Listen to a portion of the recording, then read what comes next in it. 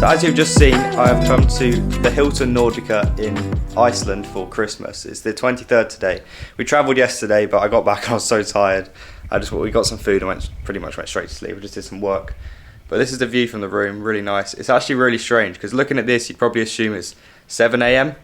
But being December, it's, as you can see, it's 10:15 in the morning at the moment.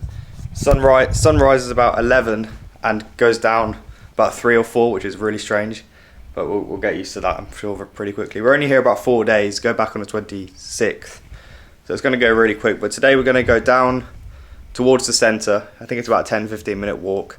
I'd like to try the Sky Lagoon at some point this week. I don't know if I can take a camera in there. If I can, I can take my. If I can't, I can take my phone, I'm sure. So I'll get some videos. I'm just going to get wrapped up. It's really cold. It's about -11 at the moment, so I'm going to get all my layers on and then head down to the centre to see what's happening down there.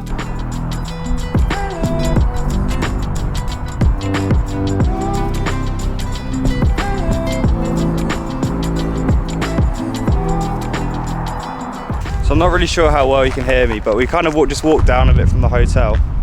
I didn't expect, don't know why, I didn't expect to see like modern looking buildings here, but Iceland runs completely on geothermal power, which is quite cool. So you see these things, I'll find one when we walk around, but you see these things spurting out like steam, letting the pressure out everywhere. Iceland is actually the most volcanic country in Europe with 33 volcanoes on the island, and funnily enough, there's actually a eruption this week. We had booked it a few days before that, so it wasn't like we came here for that, but it's quite cool that it went off. There's no like tracing of it now though, so you won't be seeing any more of it, unfortunately, but it would have been quite cool.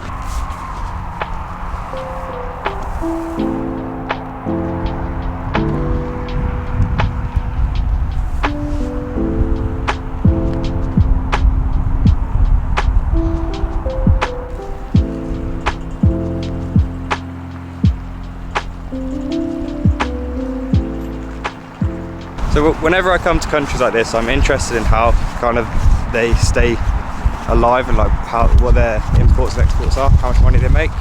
And Iceland being mostly an empty country that you can't really live in, so it's got a population of 360,000 people. Their biggest source of income is actually aluminium smelting, and the second is actually cod. So obviously there's a lot of ocean and fishing exports here, so that's the second. And third is actually tourism, which is not surprising at all, the amount of people, especially English and Americans, that I've seen here. But interestingly, the country actually has an average income. One of the first things I noticed when I came here was how it felt like a very wealthy kind of, at least Reykjavik felt like a wealthy city.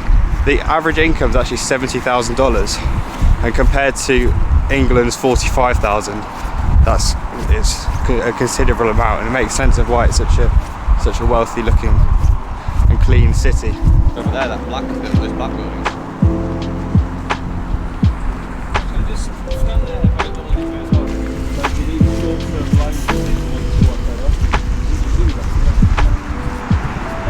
So I have read up a bit about the history of Iceland as well, and I'm no historian, so I'm not going to pretend like I know everything.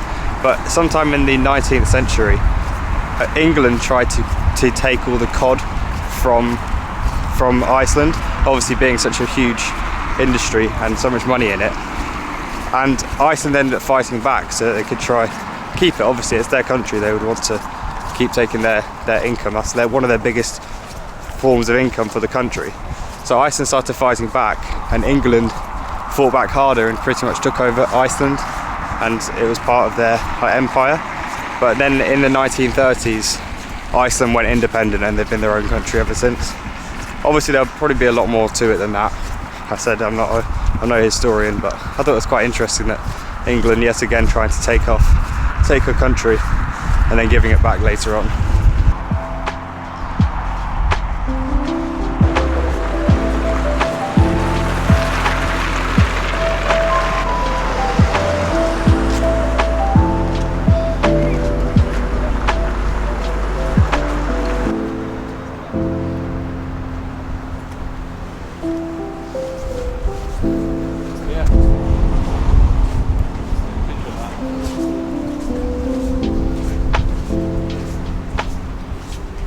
One of the most popular tourist attractions of Iceland is the Blue Lagoon, and because of the volcanic eruptions last week, and I think it was actually before that as well, the road to get to it's all cracked and broken, so we can't get to that bit, annoyingly. But there is the Sky Lagoon like I was talking about earlier. I think we're going to go there tomorrow.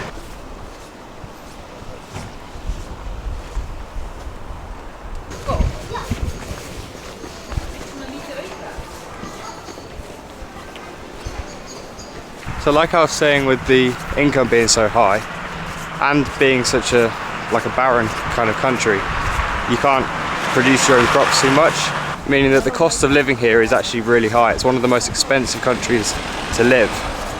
Not only just because of the house prices, but just the cost of buying food. And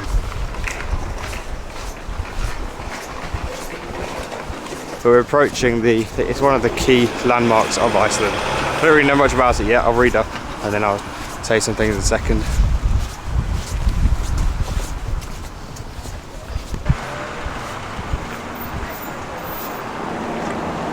One of the things I'm most surprised about is the number of Defenders. Defenders are like £100,000 cars. So I'm surprised of how many there are here. It must be one of the most common cars in Iceland. I guess it's the perfect place to use one though, isn't it? So.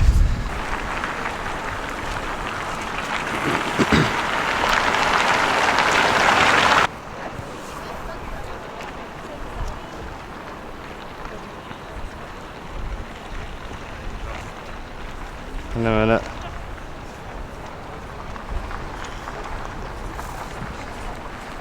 It's actually really hard to get the scale of this. It's a lot higher than I was expecting it to be.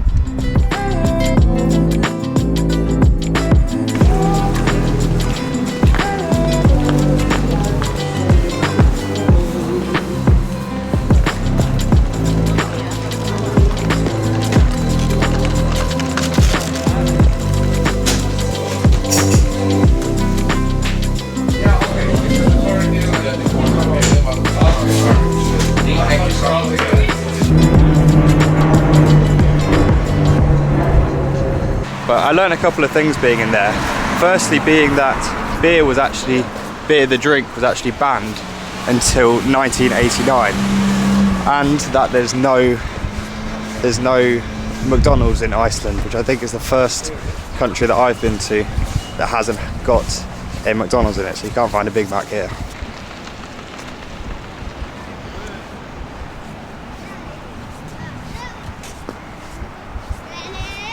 I can't imagine what Iceland's like as a country in summer. I've read up the climate's around like 10 to 15 degrees through summer, and although it's quite like an interesting place and there's loads going on, loads of history and whatever, I can't imagine it being too active or too nice during summer.